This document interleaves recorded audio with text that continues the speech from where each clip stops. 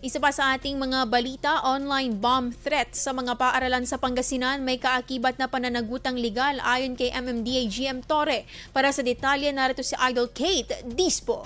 104.7 IFM. Report!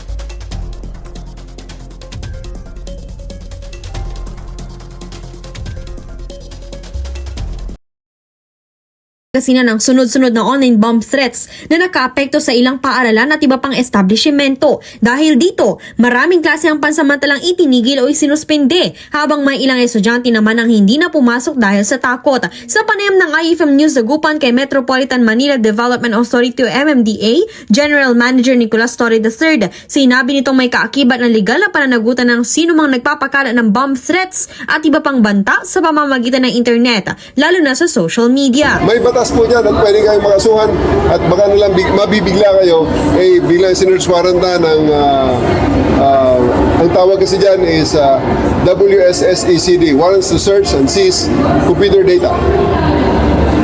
Warrants to Search and seize electronics and computer data. Ayon kay Torre, ang mga ganitong uri ng pagbabanta ay may kaugnayan sa usaping terorismo kaya agad itong itinutugunan ng mga otoridad.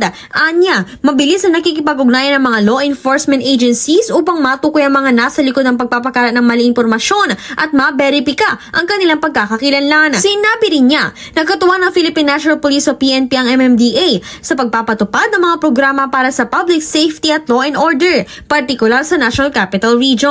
Kabilang sa kanilang mga inisyatiba ang pagpapalawak ng security awareness programs sa mga paaralan upang maturuan ng mga mag-aaral at guro kung paano tumugon sa mga banta at mapanatili ang kaligtasan sa loob ng mga eskwelahan. Ibinahagi rin ni Torre na maaaring tumawag ang mga kabataan at miyembro ng komunidad sa Hotline 136 Dial 3 kung nangangailangan sila ng gabay, payo o makakausap kaugnay ng kanilang mga suliranin.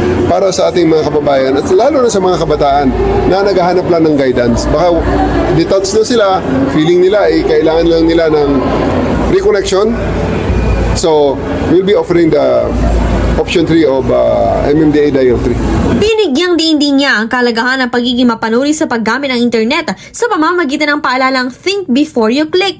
Anya, makakatulong ito upang makaiwas sa cyber threats, online violence at mga scam. Hinikayat niya ang publiko na huwag basta magpaninlang sa mga nakikita online at ugaliing maging mapagmatsyag, mapanuri at kritikal sa bawat impormasyong kanilang nababasa at ibinabahagi. Kasama mo mula rito sa IFM News Dagupan, ako si Idol Kate Dispo. Tatak, IFM. IFM News. IFM News. IFM News.